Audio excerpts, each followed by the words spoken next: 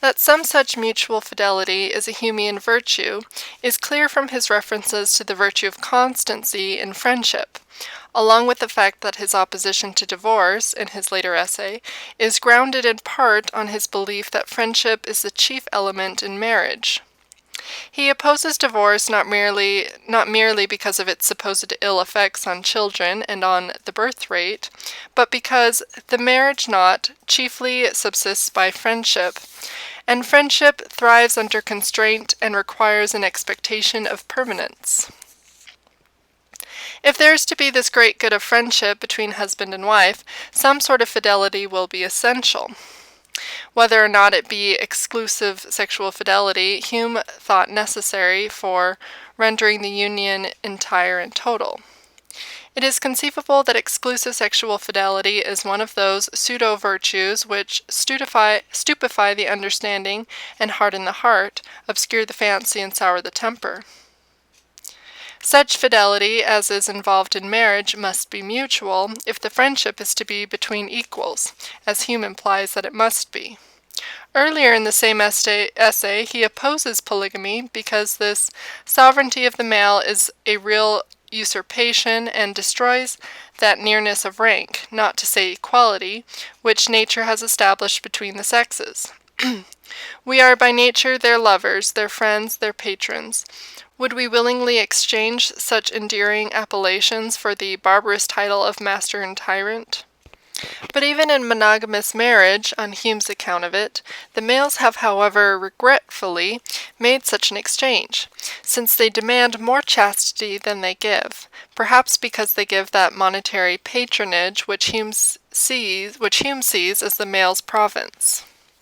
Hume is not explicit concerning the standards of chastity applicable to males, but is content to say that their obligations bear nearly the same proportion to the obligations of women as the obligations of the law of nations do to the law of nature.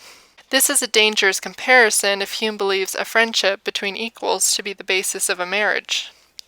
He says that the morality of princes have the same extent, yet it has not the same force, as that of private persons, and may lawfully be transgressed for a more trivial motive.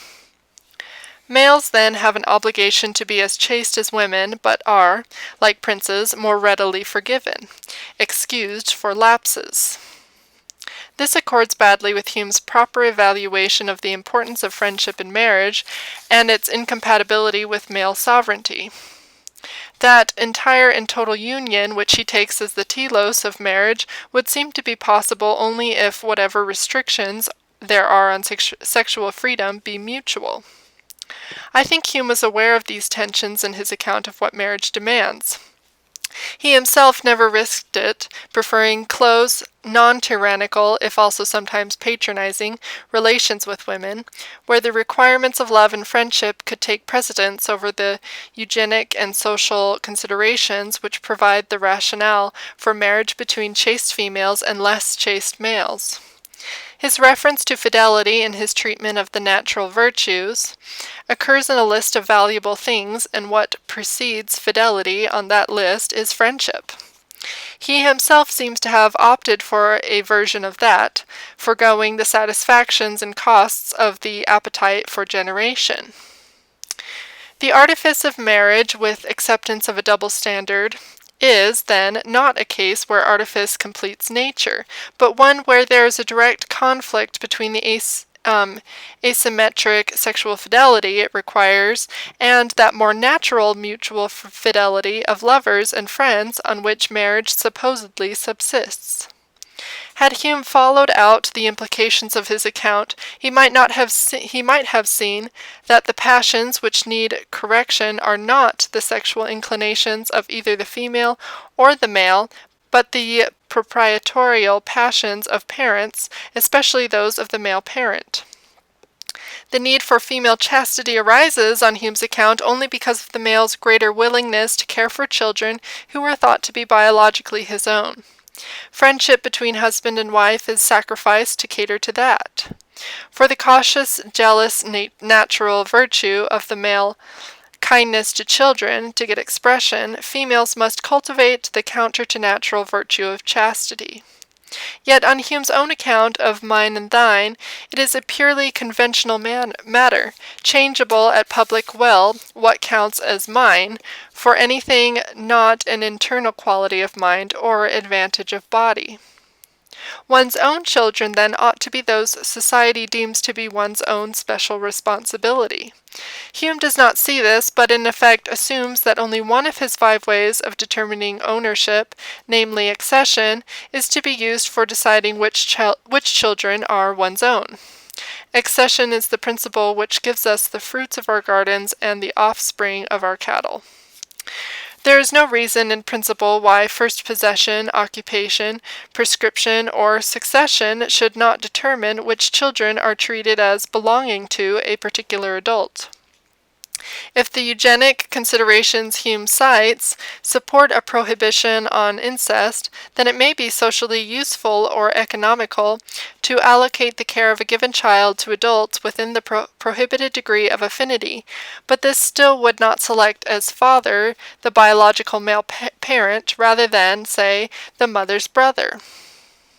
There may be ways of determining which child is one's own, which allow the virtue of care of one's own children to coexist with the great good of friendship between a man and a woman, and with the virtue of mutual fidelity to such friendship and love. Hume, if he did not draw these implications, at least laid out the important considerations with unequaled clarity. His failure to suggest any reforms may stem from his pessimism, from a conviction that the best care for children cannot be combined with the best form of love between men and women. Until we have a case of their being so combined, in some proven superior artifice, we cannot say that Hume was wrong.